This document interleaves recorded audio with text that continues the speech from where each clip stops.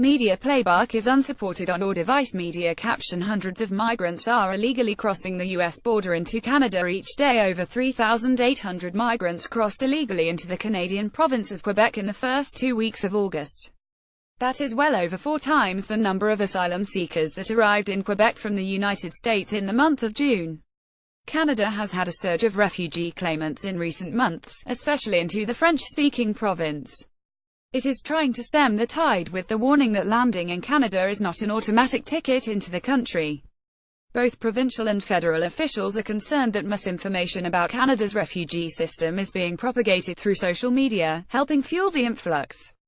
Asking for asylum in Canada is not a guarantee for permanent residence in Canada, and it's extremely important we stress that, Louis Dumas, a spokesman for Canada's Immigration Department, said on Thursday. Image caption: new asylum seekers are being housed in Montreal's Olympic Stadium. A majority of those arriving in the current wave are from Haiti and were living legally in the U.S. In May, U.S. President Donald Trump announced that the U.S. would end the program that extended temporary protection from deportation to Haitian citizens after the devastating 2010 earthquake. That protection is due to expire in January 2018. Canadian officials noted that just about 50% of refugee bids by Haitian nationals in 2016 were successful, and the rest of the people were deported.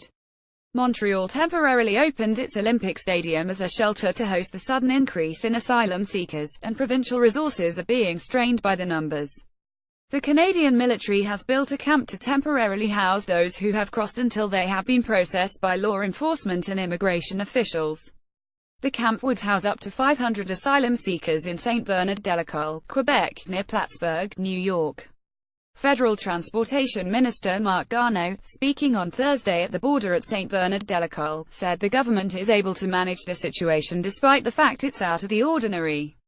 Once in custody, migrants are identified, searched and screened. If they are eligible to make an asylum claim, they are allowed entry and referred to the Immigration and Refugee Board of Canada. Between the 1st of January and the 31st of July, more than 7,500 people crossed into Canada illegally seeking refugee status, 6,360 of them to Quebec.